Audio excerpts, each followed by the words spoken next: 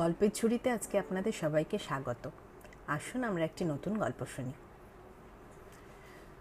মণিময়বাবু, ডাক শুনে দাঁড়াতে হলো মণিময় মুখোপাধ্যায়কে। রাস্তার পাশে বাতাসপুর খেলার মাঠ, গোলপোস্টের নিচে দাঁড়িয়ে আছে অবয়বটা। সন্ধ্যা পেরিয়েছে, তাই ভালো করে দেখা যায় না। মণিময়বাবু স্কুটির ইঞ্জিন বন্ধ না করেই জানতে চাইলেন, কে? আমি মণিময়বাবু। আলো ছায়ার আড়াল ছেড়ে সামনে এলো ছেলেটা। বছর 25-26-এর একটা ছেলে। মণিময়বাবু প্রথমটা চিনতে না পারলেও শেষে মনে পড়ল, আচ্ছা তুমি। ছেলেটা উৎসাহী হয়ে ওঠে, কিন্তু মণিময়বাবুর কোনো উৎসাহই নেই এখন রাস্তার মাঝে দাঁড়িয়ে কথা বলার। শহরে গিয়েছিলেন, সারাদিনের পরিশ্রম শরীর জুড়ে লেগে। হ্যাঁ, সন্ধ্যায় দেখা করতে বলেছিলেন, তাই অপেক্ষা করছিলাম। দেখেছিলেন আমার ওই ছেলেটাকে কথা শেষ করতে না দিয়ে মণিময়বাবু বললেন, পরশু রবিবার বাড়িতে এসো না, তখন কথা হবে ভালো করে। দেখছই তো সারাদিনের যত মামলা মোকদ্দমার ধকল সামলে এই ফিরছি। ছেলেটা ম্লান হেসে ঘাড় নাড়ল শুধু। মণিময়বাবু স্কুটি ছুটিয়ে যেতে গিয়ে আবার ব্রেক কষলেন। ওহে ছেলে, কি যেন নামখানা তোমার? সর্বোত্তম। সর্বোত্তম মালাকার। সর্বোত্তম কয়েক মাস হলো ঘুরছে দক্ষিণডাঙ্গা থেকে বাতাসপুর। দক্ষিণডাঙ্গা আর বাতাসপুর পাশাপাশি গ্রাম। মণিময়বাবুর বাস বাতাসপুরে হলেও সুনাম সারা অঞ্চলেই। হবে নাই বা কেন? ওর মতো এমন মাতব্বর মানুষ এই গাঁ দেশে কজনই বা আছেন? খাস কলকাতা হাইকোর্টে আইনি লড়াই করে চুল পাকিয়েছেন। সুনাম বা প্রতিপত্তি যাই বলা হোক, তা ওর আছেই। তবে শুধু কালো কোটের কারণেই নয়, মণিময়বাবুর সুখ্যাতির অন্য বিশেষ কারণ আছে। মণিময়বাবু আইনি কাজকর্মের ফাঁকে কবিতা গল্প নিয়ে চর্চা চালান, অন্তত মানুষজন তেমনটাই জানেন। তাই বছরের প্রায় সবসময় মণিময়বাবুকে প্রধান অতিথি হয়ে যেতে হয় অঞ্চলের বিভিন্ন স্থানের নানা অনুষ্ঠানে। ওর পদধূলি ও বক্তৃতায় ধন্য হয় আয়োজক কমিটি। দক্ষিণডাঙ্গার একটি স্কুলের বার্ষিক অনুষ্ঠানে মণিময়বাবুকে প্রথম দেখেছিল সর্বোত্তম। শুধু দেখেনি, রোমাঞ্চিত হয়েছিল একজন সাহিত্যিককে চোখের সামনে দেখে। মণিময়বাবু সেদিনকার অনুষ্ঠানে স্বরচিত কবিতা পাঠ করেছিলেন। হাতের কাছেই যে এমন একজন আশ্চর্য ব্যক্তিত্ব থাকতে পারে তা কল্পনাতীত ছিল সর্বোত্তমের। তাই দীর্ঘ দোনামোনা শেষে এক বুক সাহস সঞ্চয় করে খুঁজে খুঁজে একদিন সাইকেল চালিয়ে গিয়ে উপস্থিত হয়েছিল বাতাসপুরে। মণিময়বাবু ব্যস্ত মানুষ, সাতগাঁয়ের লোক সর্বক্ষণ ভিড় করে থাকে ওর বৈঠকখানায়। ভদ্রলোকের সঙ্গে দেখা হয়নি সেদিন। সুযোগ হয়েছিল তৃতীয় দিন গিয়ে। কুণ্ঠিত ভঙ্গিতে সর্বোত্তম গিয়ে দাঁড়িয়েছিল মণিময়বাবুর টেবিলের সামনে। কী চায় ছোকরা? ভুরুজোড়া নাচিয়ে বলেছিলেন মণিময়বাবু। আগে আমি আসছি দক্ষিণডাঙ্গা থেকে। সর্বোত্তম কিভাবে ওর কথাটা বলবে বুঝতে পারে না, তাই ভনিতা টানতেই হয়। দক্ষিণডাঙ্গার দীপেন মালাকার আমার বাবা। দীপেন মালাকার? ছোট বাজারের মোড়ে যার মনোহারি দোকান, পাশের লম্বা বেঞ্চে বসে থাকা বঙ্কিম হালদার ফুট কাটেন। হ্যাঁ, মাথা নাড়ায় সর্বোত্তম। সেসব তো বুঝলাম, কিন্তু এখানে চাই কি তোমার? কোনো মামলা আছে নাকি? আগের মতোই গম্ভীর কণ্ঠ মণিময়বাবুর। সর্বোত্তম আর দেরি না করে পকেট থেকে ভাঁজ করা কাগজটা বার করে সাবধানে টেবিলে রাখল। কি এটা? মণিময়বাবু কাগজটা তুলে নিলেন টেবিল থেকে। দেখতে লাগলেন মন দিয়ে। অল্প সময় পর মণিময়বাবু মুখ তুলে তাকালেন। মুখে বিস্ময়ের ভাব সুস্পষ্ট। আবার একবার কাগজটার দিকে তাকালেন উনি, তারপর সর্বোত্তমের দিকে। গল্প? সংকুচিত ও সলজ্জভাবে মাথা নাড়ে সর্বোত্তম। এখনকার ছেলেপুলেরা ফোন ছেড়ে গল্পও লিখছে তাহলে? মৃদু কটাক্ষ মণিময়বাবুর কথায়। সর্বোত্তম মাথা চুলকোয়। তা ভালো। তারপর সর্বোত্তমকে পা থেকে মাথা পর্যন্ত মেপে নিলেন উনি। করা হয় কি? ইংরেজিতে মাস্টার্স করছি, কাজের চেষ্টায় আছি, মাঝে মাঝে বাবার দোকানে বসি। ও, বুঝেছি। খানিক নীরবতার পর সর্বোত্তমই বলল, আপনি তো এসবের মর্ম বোঝেন, একটু যদি দেখে দিতেন। দেখে দেওয়া মানে কোথাও ছাপিয়ে টাপিয়ে দেওয়ার কথা বলছো নাকি? হেসে ওঠেন মণিময়বাবু। এর মধ্যে একটা গোপন ব্যাপার আছে। অঞ্চলে সুখ্যাতি থাকলেও মণিময়বাবু নিজে জানেন আসলে তিনি কিছুই নন। কবিতা গল্প লেখেন ঠিকই, তবে সবটাই মন ভোলানো, সময় কাটানো ব্যাপার। সারা জীবন ধরে বহু পত্রপত্রিকায় কবিতা গল্প পাঠিয়েছেন, কলকাতার নামি দামি পত্রিকার অফিসে গিয়ে জুতো ছিঁড়েছেন, কিন্তু সোজা রাস্তায় লেখার গুণমানের বিচারে কোথাও এক লাইন লেখাও প্রকাশিত হয়নি। শেষ পর্যন্ত গ্যাটের কড়ি খরচা করে নিজেই বই ছাপিয়েছিলেন দুবার। চেনা পরিচিতদের মধ্যে বিলিয়েছিলেন হরির লুটের বাতাসার মতো। সেই বই দুটি অঞ্চলের সংস্কৃতিমনস্ক মানুষজনের কাছে মণিময়বাবুকে সাহিত্য সিংহ বানিয়ে রেখেছে এখনও। প্রকৃত সাহিত্যিক হতে না পারলেও পাঁচজনের কাছে এই সাহিত্যিক ব্যাপারটা তিনি বেশ উপভোগ করেন। খানিকটা বিব্রত হয়ে পড়েছে সর্বোত্তম। আসলে ঠিক ছাপিয়ে দেওয়ার জন্য ওর আগমন নয়, নিজের লেখাটা কতখানি চলনসই সেটা বিচার করাই ওর উদ্দেশ্য।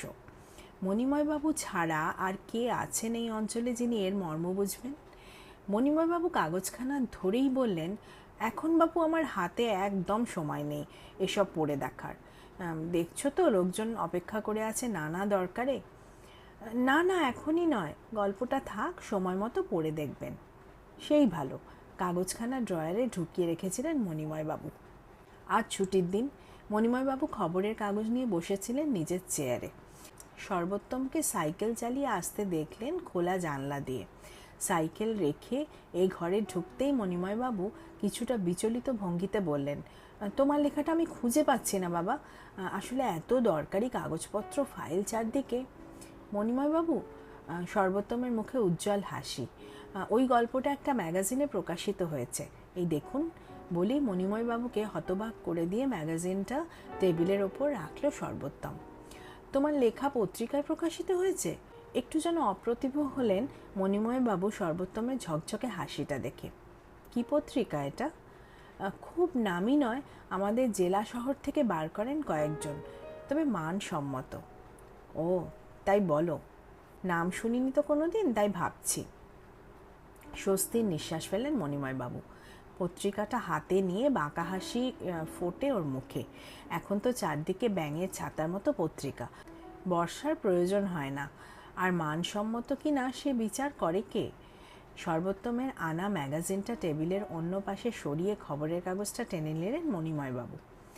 এই দিনলিপি খবরের কাগজে রবিবারের গল্প বিভাগে আজ অমরেশ দার একটা গল্প বেরিয়েছে। অমরেশ দাকে চেনো তো? সাহিত্যিক অমরেশ সরকার। সাহিত্য জগতের সঙ্গে ওর বিশেষ ঘনিষ্ঠতা বোঝাতেই এই দাদা সম্বোধন। পত্রিকাটি সর্বোত্তমের দিকে এগিয়ে ধরেন। প্রকৃত মানসম্মত বলতে কি বোঝায় একবার পড়ে দেখো, বুঝতে পারবে। শীত গিয়ে বসন্ত এসেছে। কিছুদিন হলো মণিময়বাবু আবার প্রাতভ্রমণে বেরোচ্ছেন শীতকালীন অবসর ভেঙে। প্রথমে কয়েক মাইল হাঁটা, তারপর ঘনরামের চায়ের দোকানে আড্ডা। সর্বোত্তম জানতো, তাই কাগজটা হাতে নিয়ে ঘনরামের দোকানে হাজির হয়ও। ঘটনাটা আশ্চর্য হলেও সত্যি। বিখ্যাত সংবাদপত্র দিনলিপি গল্প ছেপেছে সর্বোত্তমের। মণিময়বাবুর সেই মানসম্মত পত্রিকা দিনলিপি। এই ছেলে তো কমাল করলো হে মণিময়, একেবারে দিনলিপির মতো খবরের কাগজে নাম তোলা চারটিখানি ব্যাপার নয়। বঙ্কিম হালদার যেন টিপ্পনি কেটেই বললেন বন্ধু মণিময়বাবুকে উদ্দেশ্য করে। মণিময়বাবু সহজে হারার পাত্র নন। তাছাড়া এটা ওর নিজের সাম্রাজ্য। দুদিনের একটা ছেলে এসে ভিত নাড়িয়ে দেবে, তা কিভাবে হয়? স্বভাব গম্ভীর গলায় বললেন, সর্বোত্তমের লেখার মান আমি জানি, হাতে আছে ওর।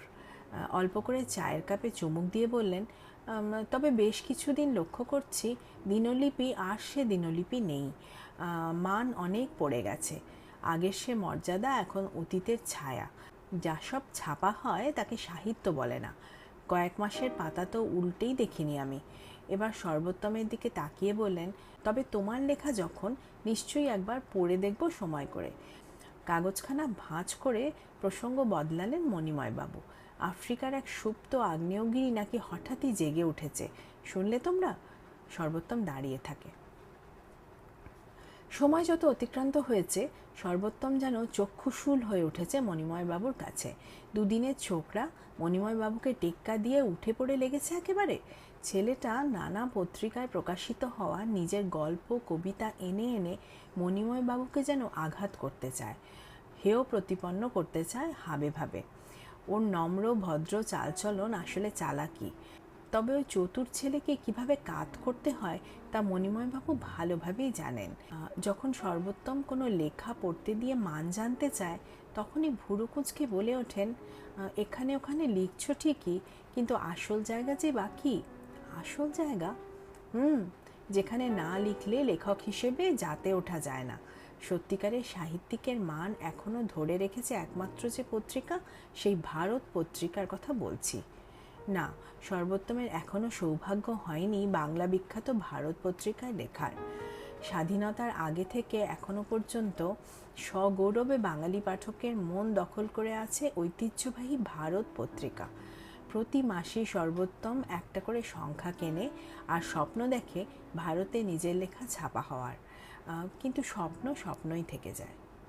আজ অনেক দিন পর সর্বোত্তমকে আসতে দেখে বঙ্কিম হালদার আগ বাড়িয়ে বলে ওঠেন, কবি সর্বোত্তম, তা তোমার নতুন কবিতা আবার কোথাও বেরোলো নাকি? সর্বোত্তম আগের মতোই লাজুক হাসে, না কাকাবাবু, এবার আর কবিতা বা গল্প নয়, একটা সুখবর দিতেই এখানে এলাম। মণিময়বাবু ফাইল থেকে চোখ তুলে আলগোচ্ছে দেখে নেন সর্বোত্তমকে। বঙ্কিম হালদারই প্রশ্ন তোলেন, কীরকম কীরকম? তার আগে বসু ভাইয়া এখানে। একজন সর্বোত্তমকে জায়গা করে দেয়, কাঁধের ঝোলা নামিয়ে রেখে থিতু হয় সে। তারপর ধীরে সুস্থে ঝোলা থেকে বার করে আনে ও সুখবরটা, আমার লেখা প্রথম কবিতার বই। সর্বোত্তম বলল সলজ্জভাবে, তোমার লেখা বই? বলো কি? সত্যি অবাক করা বিস্ময়। এই গ্রাম দেশে এমন ঘটনা কটা ঘটে। নিদেন পক্ষে টুকিটাকি কবিতা গল্প ছাপা পর্যন্ত ঠিক আছে, কিন্তু আস্ত একটা বই কেই বা ভাবে, কারই বা হয়? এক ওই মণিময় বাবুর মতো কলকাতা ঘেঁষা গণ্যমান্য মানুষ এই আশ্চর্য করে দেখিয়েছিলেন। আর বই ছিল মহেশখালী চন্দ্রনাথ মাস্টারের। তাদের পর এই সর্বোত্তম। বঙ্কিমবাবুরা তো হতবাক হবেনি। বেঁচে থাকো বাবা, 5 গ্রামে নাম ছড়াক তোমার। কেউ বললেন, এবার তবে সত্যিকারের কবি সাহিত্যিক হলে। বই ছাড়া কি সাহিত্যিককে মানায়? 5 জনের প্রশংসা শেষে মণিময়বাবুর হাতে এসে পৌঁছল বইটা।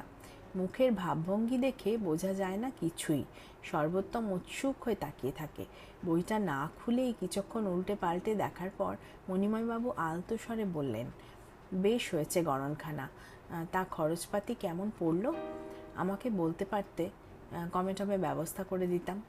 একটু কুণ্ঠিতভাবেই সর্বোত্তম বলল, সব কিছু প্রকাশনী করেছে মণিময়বাবু, সোশ্যাল মিডিয়া থেকে যোগাযোগ, আমার শুধু পাণ্ডুলিপি। শুধু পাণ্ডুলিপি? টাকা পয়সা লাগেনি? মণিময়বাবু অবিশ্বাসী চোখে তাকালেন। সর্বোত্তম মাথা নাড়ে। সর্বোত্তমের প্রশংসায় মুখরিত হতে লাগলো মণিময়বাবুর বৈঠকখানা। মণিময়বাবু অবসর নিয়েছেন মাস কয়েক হলো। কলকাতা আর যেতে পারেন না, শরীর ভেঙেছে, সভা সমিতিতেও বিশেষ যাওয়া হয় না আর। মানুষজনের সমাগম কমেছে অনেক। এখন হাতে গোনা কয়েকজন আসেন শুধু ওর বৈঠকখানায়। তেমনই 3 জন পুরনো বন্ধু সহযোগে মণিময়বাবু বসেছিলেন সন্ধ্যার আসরে। আলোচনার বিষয় দিনে দিনে নতুন প্রজন্মের আত্মকেন্দ্রিকতা সমাজকে কিভাবে উচ্ছন্নে নিয়ে যাচ্ছে তার পুঙ্খানুপুঙ্খ হিসাব নিকাশ। এইসব কথার মাঝেই উমাপদ রাহা জিজ্ঞেস করলেন, তা মণিময়, তোমার সেই কবির খবর কি? অনেক দিন যে দেখি না।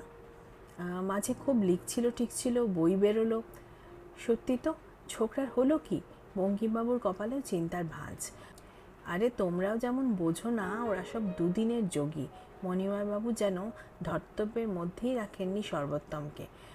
আরে তোমরাও যেমন বোঝো না, ওরা সব 2 দিনের যোগী। মণিময়বাবু যেন ধর্তব্যের মধ্যেই রাখেননি সর্বোত্তমকে। অমন কত দেখলাম। বয়স কম, কি আর বলি। 2-একটা কাব্যি কোথায় ছাপলো না ছাপলো, তাতেই তুমি সাহিত্যিক বনে গেলে ভায়া। এ কি ছেলের হাতের মোয়া? এই কঠোর সাধনার ব্যাপার সারা জীবন লেগে যায়। মণিময় বাবুদের কথার মাঝেই ওর ছেলে মনীষ এসে উপস্থিত হলো বৈঠকখানায়। বাবা, খবর শুনছেন? কি আবার হলো মনীষ? এত চঞ্চল দেখাচ্ছে কেন? মণিময়বাবু সোজা হয়ে বসলেন। চঞ্চল হওয়ার মতোই খবর। মনীষ এগিয়ে গেল বাবার টেবিলের কাছে। আপনার কাছে যে ছেলেটা আসতো মাঝে মাঝে। ছেলে? কোন ছেলে? ওই যার কথা বলতেন আপনি, কবিতা টবিতা লেখে, দক্ষিণ ডাঙার সর্বোত্তম। বলেন মণিময়বাবু। সেই। এই দেখুন কি কাণ্ড। হাতের মোবাইলটা মেলে ধরলো সবার সামনে। মোবাইল স্ক্রিনে একটা খবরের চ্যানেলে দেখা যাচ্ছে সর্বোত্তমকে। উপরে বড় বড় করে শিরোনাম, এবছর রাজা সাহিত্য সংস্থা কর্তৃক প্রদত্ত সেরা তরুণ সাহিত্যিক সম্মাননায় ভূষিত হলেন সর্বোত্তম মালাকার। সাংবাদিক নানা প্রশ্ন করছেন সর্বোত্তমের মুখের কাছে বোম ধরে। মৃদুভাষী সর্বোত্তম লাজুক ভঙ্গিতে উত্তর দিচ্ছে যথাসম্ভব। সাংবাদিকটি জিজ্ঞেস করলেন, আপনার বাড়ি নদিয়া জেলার দক্ষিণডাঙ্গা গ্রামে? প্রত্যন্ত গ্রাম থেকে এমন একটা গৌরবময় সম্মাননা পাওয়ার ঘটনা বেশ বিরল। আপনার সাফল্যের পেছনে কার বা কাদের অবদান সবচেয়ে বেশি? বাবা মা সবসময় সঙ্গে ছিলেন, আমাকে উৎসাহ দিয়েছেন, কিন্তু আমাকে সবচেয়ে বেশি প্রভাবিত করেছেন আমাদের অঞ্চলের বিশিষ্ট সাহিত্যিক শ্রী মণিময় মুখোপাধ্যায়, যিনি আমাকে স্বপ্ন দেখতে শিখিয়েছেন, চিনিয়েছেন সাহিত্যের বৃহৎ জগৎ, চিনতে শিখিয়েছেন সাহিত্যের মান, উৎসাহ দিয়েছেন বড় পত্রিকায় লেখার জন্য। তাই এই পুরস্কার ওকেই উৎসর্গ করলাম। বৈঠকখানার নিস্তব্ধতা ভাঙলেন বঙ্কিম হালদার। শুনলে শুনলে তোমার কথা বলছে হে মণিময়, তোমার নাম করছে। স্তম্ভিত মণিময়বাবু বিড়বিড় করে বলে উঠলেন কিছু একটা, বোঝা গেল না। শুধু খুদে উকিল মণিময় মুখোপাধ্যায়ের চোখে এই প্রথম জল দেখলেন সবাই। নমস্কার। কলমে অঙ্কন মুখোপাধ্যায়, কণ্ঠে বিদিশা।